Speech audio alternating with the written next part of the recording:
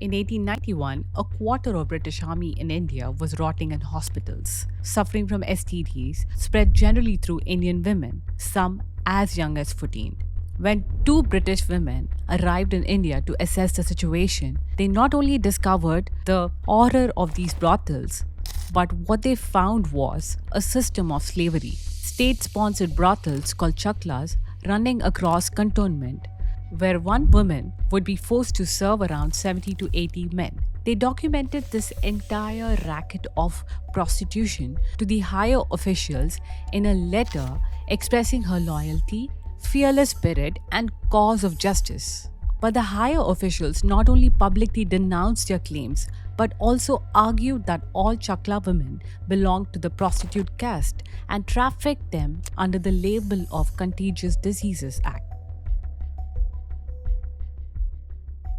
This video is based on the book Queens and Daughters, shedding light on one of the many crimes of British.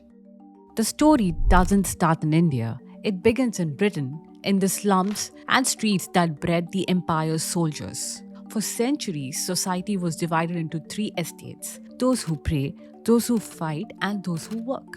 Most of these commoners lived under debt, unemployment, and poverty. Army was their only source of income, and also to depopulate their kingdom from the scum of the earth. Whereas army officers were aristocrats and came from upper classes who were allowed to bring their wives to the colony, a privilege not available for the soldiers.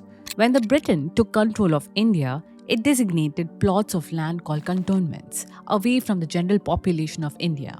But there was a problem. Higher officials feared that isolating these soldiers in cantonments would cause homosexuality amongst them, else their own highborn wives, daughters, would become a target of their lust. The British decided to build a system that forced thousands of Indian women into sex slavery as a solution and called them licensed wives. To obtain these women, the police would go into the villages and take from the homes of these poor people their daughters from 14 years and upwards and justify it by blaming on their inferior race and giving a better economic opportunity. But in some cases, talking to a man would be enough to denounce her as a prostitute. The British used caste, poverty, chastity, or any reasons available to steal these women from their home.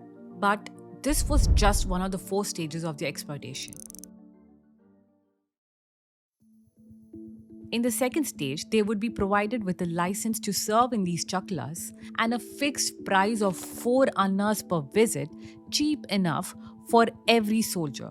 But these women wouldn't serve 1 or 2 soldiers on a visit. For a cantonment of 1,000 soldiers, 12 to 15 women would be forced to serve, and the soldiers who were hired from the lower strata of British society would now have a reason to feel superior, and they would demonstrate it by abusing these women. They would beat these women, there would be cuts on arms and breasts, and they would refuse to pay them money and even steal their quilts and sell it to the Indians for a few price, from which they would buy a drink.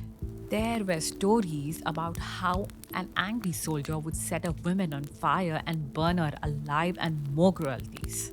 Carrying their anger and rage from their homeland to here and taking it out on someone they believed are inferior to them.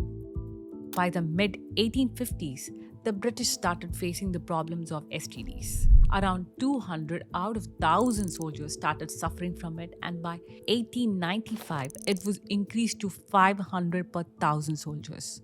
Whereas the same infection rate for Indian troops ranged 54 per 1,000 soldiers. And you know how the British tried to justify that? They labeled that natives have developed an immunity because of the frequent exposure, and even published an entire scientific journal trying to prove that.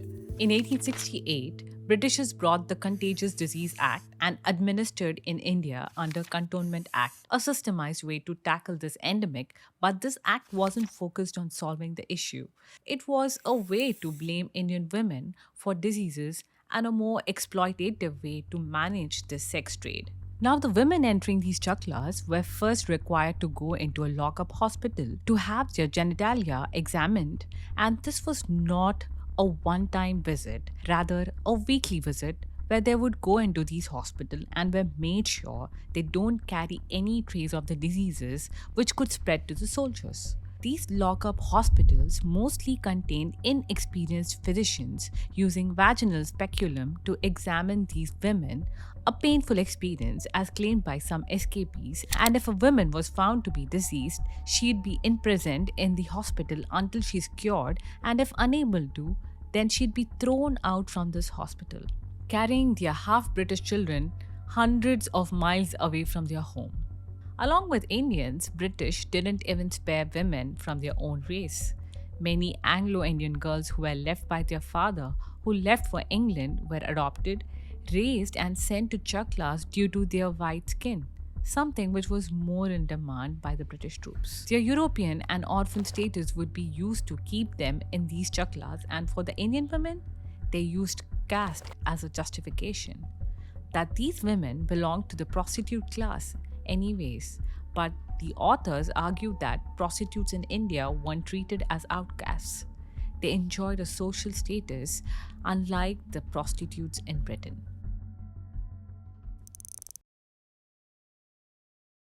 In order to manage and regulate these chaklas, British would keep mahaldarnis for a salary of 10 rupees a month and would serve to acquire more women and reduce the spread of STDs.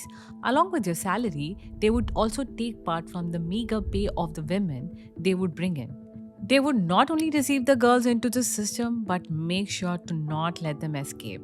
And if a woman was caught escaping, she was fined up to 50 rupees, more than 100 times your salary, or imprisonment up to 7 years. These mahaldarnis would also make sure that the women in chaklas would only be available for British troops and not for native men. And remember, this was the time when British troops were facing high rates of STD diseases, putting these women under the risk of being captured in lock-up hospitals and face surgical rape. In 1895, the Cantonment Act was repealed on the grounds that lock-up hospitals and genital examinations of women have proved to be a failure in controlling the STDs. The venereal diseases, under the context of vice, were not to be treated the same as other avoidable contagious diseases where restriction is necessary to avoid the spread. But just 2 years later, in 1897, a committee was brought in favor of a return to the system of legalized vice. They argued that because of this 1895 amendment, British troops are suffering from high rates of STDs. 522 per 1,000 troops have been removed from active duty, but in reality, it was just 43. The 1895 reappealment was led by the efforts of authors, which actually worked, decreasing the STDs count. But in order to maintain the system of sex slavery through the efforts of high officials, the system was back up and running. But it was just 1 year later when this book was published and the truth was revealed by the book and this letter describing the pain, injustice, and sin committed under regulations and legislations. Seeing this letter sparked a protest in Great Britain, and a memorial was signed by 61,000 women against the immorality and cruelty of the Cantonment Act. All the reports and findings were submitted in court, and in 1898 only, a letter of withdrawal was sent by Lady Henry Somerset to Lord George Hamilton, the same person who allowed the act to be reinstated in 1897, but it was already too late. Despite the letter being sent and the revelations of truth, the system didn't come to a stop. The exploitation still continued. Women were stolen, used and thrown away as they aged. After being removed from chaklas, the women were never accepted in society as they lived with foreigners. They became the new third estate of society.